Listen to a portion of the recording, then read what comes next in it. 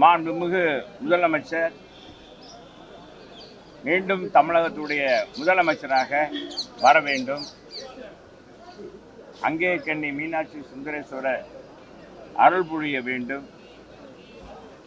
காரணம் என்னன்னா, தமிழ்நாடு அமைதி பூங்காவாக இருக்கணும். தமிழ்நாட்டில் போதை கலாச்சாரம் இருக்கக்கூடாது. குழந்தையிலிருந்து பாட்டியல் வரைக்கும் பாதுகாப்பு வேணும். நாட்டில் ஊழலில்லா ஆட்சி, அனைவருக்கும் சமமான ஆட்சி,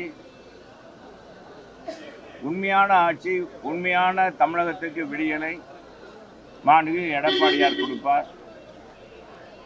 அதற்கு சான்று கொரோனா காலத்தில் அவர் பணியாற்றிய விதம்,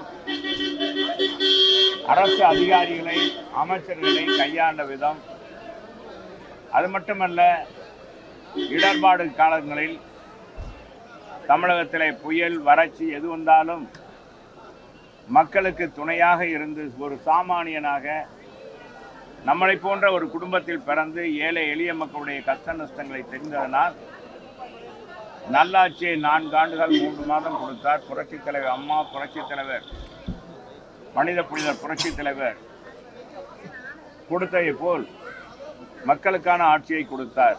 நாட்டில் விலைவாசி ஏற்றம் இல்லை. நாடே பாராட்டியது.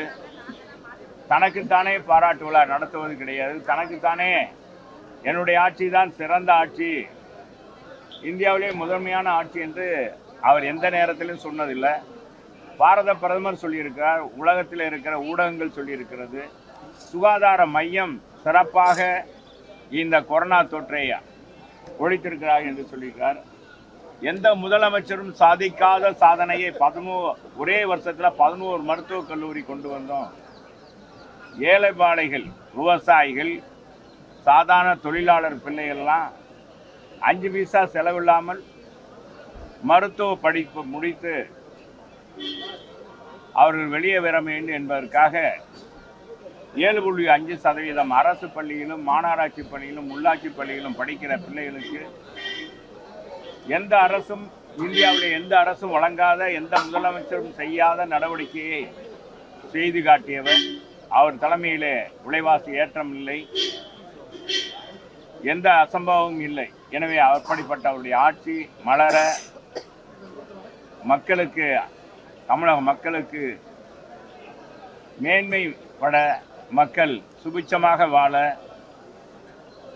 எந்த கஷ்ட நஷ்டம் இல்லாமல் வாழ அவர் வர வேண்டும்.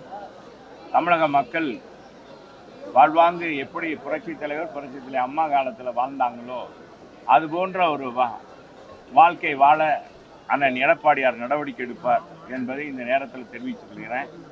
எனவே அவர் தலைமையிலான கூட்டணி மீண்டும் தமிழகத்திற்கு ஆட்சிக்கு வரும். ஆட்சிக்கு உறுதியாக வெற்றி பெறுவார். எடப்பாடியார் தான் 2026 முதலமைச்சர். மின்மினி பூச்சிகள் எல்லாம் இங்கே வெளிச்சம் தராது. உண்மையான வெளிச்சம் தரக்கூடியவர் எங்களுடைய புரட்சி தமிழர் எடப்பாடியார் என்பதை தெரிவிக்கிறது. சொல்லுங்க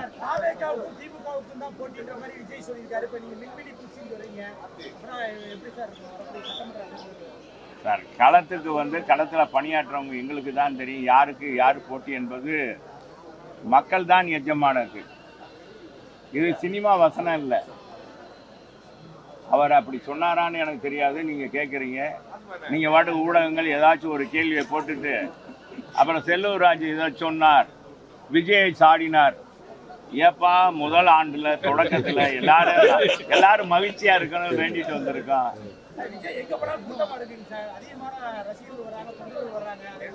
எல்லாருக்கும் வருவாங்க தம்பி, எல்லாருக்கும் ரசிகர்கள் வருவார். ரசிகர்கள் இருந்தால் அது முதல் வரும்போது அந்த முகத்தை பார்க்கறதுக்கு சினிமா கவர்ச்சிக்கு தமிழ்நாட்டில் எப்போவுமே நம்ம அமிதாப் பச்சன் வந்தாருன்னா கூட கூட்டம் கூடும். அமிதாப் பச்சன் எவ்வளோ காலமாக சினிமாவில் இருக்கார். அதெல்லாம் ஒன்றும் இது இல்லை, கூட்டம் கூடுறது வச்ச இல்லை. மக்கள் தீர்மானிக்கணும். மக்கள் நம்மளை ஆளக்கூடியவர்கள் யார், நம்மளை ஆளக்கூடிய நிர்வாக திறன் படைத்தவர் யார் என்பதை நிரூபிக்க வேண்டும். அதுபோன்ற நிரூபித்தவர் புரட்சி தமிழர் எடப்பாடியார். எனவே அதுக்குள்ள மற்ற யாரையும், இது முதல் தொடக்க நாள யாரையும் நான் சாட விரும்பலை. தம்பி கேட்டதுனால சொன்னேன். மக்கள் தான் எஜமானர்கள், மக்கள் தான் முடிவெடுப்பார்கள். மக்கள் முடிவெடுத்து விட்டார்கள். மதுரையில் 200 கோடி மாநகராட்சியுடைய வரிப்பணம் இன்னைக்கு திமுக நிர்வாகிகளால் கொள்ளையடிக்கப்பட்டிருக்கிறது. அதுக்கு தீர்வே கிடைக்கவில்லை. ஒரு மேயர் இல்லாமல் ஒரு மாநகராட்சி 3 மாதங்களுக்கு மேலாக நடைபெறுகிறது. 3 மாதங்கள் மாநகராட்சி கூட்டம் நடைபெறவில்லை. இதனால் மக்களுடைய குறைகள் நிறைகளை பற்றி பேச முடியவில்லை. இது போன்ற ஒரு ஆட்சி, அவ்வளோ ஆட்சி இதுவரை தமிழகத்தில் மட்டுமல்ல இந்தியாவிலும் எங்கு நடந்ததில்லை. 5 மண்டல தலைவர் இல்லை, நிலைக்குழு தலைவர் இல்லை. இதுக்கு இந்த ஆண்டாட்சி விடுதல் கிடைக்கும் அப்படின்னு நாங்கள் நினைக்கிறோம். இல்லைன்னா அவர் மாநகராட்சி அவங்க சட்டமன்ற அவங்க மாமன்ற உறுப்பினர்கள்லாம் அவர் ராஜினாமா செய்ய சொல்லிடலாம். திமுக தலைவர், மாண்புமிகு முதலமைச்சர். ஏன்னா யாருமே சரியில்லைன்றதுனால தானே அவர் தேர்ந்தெடுக்கலை. இல்லைன்னா தேர்ந்தெடுத்திருப்பார். எல்லாம் 69 மாமன்ற உறுப்பினர் இருக்காங்க. யாரையும் ஒரு ஆளை கூட தேர்ந்தெடுக்க முடியல. ஒரு மேயரை தேர்ந்தெடுக்க முடியல, 5 மண்டல தலைவரை தேர்ந்தெடுக்க முடியல, நிலைக்குழு தலைவரை தேர்ந்தெடுக்க முடியல. இங்க இருக்கிற நான் தாண்டா வீரன் அப்படின்னு இங்க இருக்கிற 2 அமைச்சர்கள் பேசுறாங்க. எனவே இந்த ஆட்சி நம்ம 23ஆம் புலிகேசி ஆட்சியை போலதான் இருக்கிறது என்பதை தெரிவிச்சுக்கிறோம். வேற என்ன?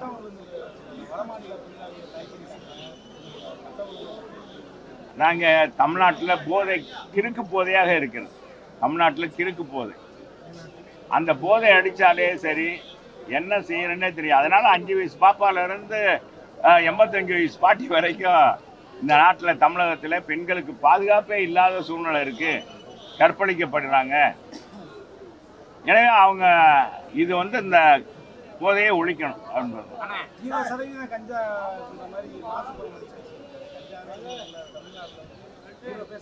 2026 மாண்புமிகு மக்கள் நல்வாழ்வுத்துறை அமைச்சர் அருமையான ஒரு ஜோக் அடித்திருக்கிறார். வேற ஒண்ணுமே இல்லை. இப்ப கூட நீங்க போனீங்கன்னா எத்தனை இடத்துல நான் கஞ்சா வாங்கி தரலாம். அதெல்லாம் கொண்டாந்து இப்ப என்னன்னா முன்னாலையெல்லாம் கொண்டாந்து விற்பாங்க. இப்ப ஆன்லைன்லயே விற்கிறாங்க. எல்லாம் அவங்களும் வலைதளத்துக்கு போயிட்டாங்க. அப்போ அவங்களும் வலைதளத்துக்கு போயிட்டாங்க. போதை கடத்துறவங்க, இந்த கஞ்சா கடத்துறவங்க கூட பார்த்தீங்கன்னா கஞ்சா வைக்கிறவங்க கூட டோர் டெலிவரி பண்றாங்க. இந்த அமேசான், இந்த இது என்னப்பா, ஜொமேட்டோ, இன்னொன்னு என்ன ஃபிளிப்கார்டு, என்னென்னமோ இருக்கு. அது மாதிரி டோர் டெலிவரி பண்றாங்க.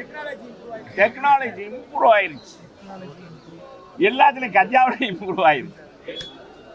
சரி, வாழ்த்துக்கள். வட மாநிலத்துல அந்த பையனை போட்டு கத்தியால வெட்டுறதெல்லாம் ரொம்ப வைரலா போச்சுன்னா சட்ட ஒழுங்கு எப்படி இருக்குன்னு நினைச்சீங்க? அது 2வது நாள். முதல் நாள் நடந்தது தெரியுமா? ஒரு 3 போலீஸ் இருக்காங்க. 3 போலீஸே அடிக்கிறான். ஒருத்தர் விரட்டு அப்படின்னு விரட்டிட்டு போறான். போலீஸ் பயந்துட்டு போறாங்க. ட்ரெஸ் போட்டிருக்காங்க. விரட்டுறான், இந்த பக்கம் விரட்டுறான், இந்த பக்கம். 2 பேர் போலீஸ் ஸ்டேஷன் கொண்டு போறாங்க. காவல் நிலையத்தில் கொண்டு போனா காவல் நிலையத்தையே சூறையாடி விட்டா. எஸ்ஐ இருக்கிறாரு, சப் இன்ஸ்பெக்டர் எல்லாரும் இருக்காங்க. எல்லாத்தையும் சதாய்க்கிறான். அது முதல் நாள். அடுத்த நாள் வட மாநிலத்தில் வெட்டுறான். அம்பாட்டு சதக்குன்னு. அந்த பையன் பாவம், என்ன மொழியும் தெரியல. எதுக்குடா வெட்டுறான்? தமிழ்நாட்டுக்கு வந்த பாவமா? ஏன்னா நான் வேலைக்கு தானே என்னையப்பா வெட்டுறீங்கன்ற மாதிரி இருக்கு. பாவமா இருக்கு. எல்லா பெண்கள்லாம் ரத்த கண்ணீர் வடிக்கிறாங்க. அது ஒண்ணு போதாதா இந்த ஆட்சி மாற்றுறதுக்கு? என்ன சொல்றீங்க? சரி, வரேங்கப்பா.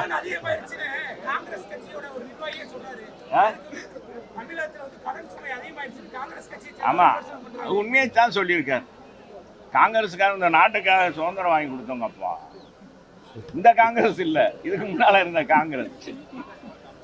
ஆங்கிலேயர்கிட்ட இருந்து அடிபட்டு உதப்பட்டு சத்தியாகிரகம் பண்ணி சிலர் போல நேரடியா சொகுசா வர்றது இல்ல, ஆட்சிக்கு வரல. காங்கிரஸ் அடிபட்டு உதப்பட்டு சத்தியாகிரகம் பண்ணி, உப்பு சத்தியாகிரகம் பண்ணி இதெல்லாம் செஞ்சதுனால அவங்க உள்ளூர கூட்டணியில் இருந்தாலும் தோழமையில் இருந்தாலும் ஒரு ஆதங்கம். இந்த 4.5 லட்சம் கோடி தான் நம்ம காலத்தில், எங்கள் காலத்தில் இருந்தது.